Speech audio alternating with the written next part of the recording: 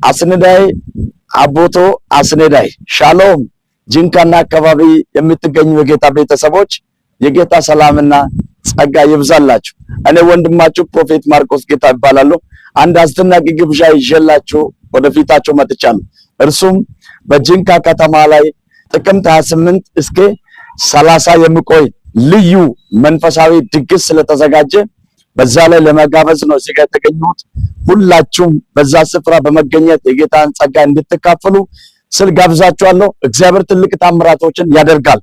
መጽሐፍ ሲናገር እንደዚህ ይላል። ሐዋርያት ሥራ ምዕራፍ 3 ላይ ጴጥሮስን የሽባው እጅ ይዞ ወደ ላይ አስነሳው ይላል። ሰውየው ዘሎ ቆመ ይላል።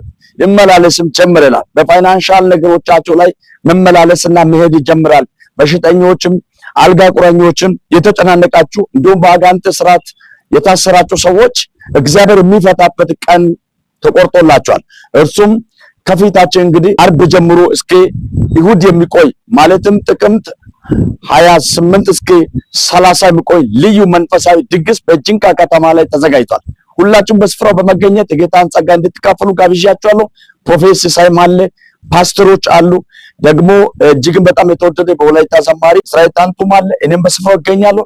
የጌታን ጸጋ አብረን እንካፈላለን። ጂንካዎች ተዘጋጁ። ወደ ላይ ተነስታችሁ ትራመዳላችሁ። መራመድ ይሆንላችኋል።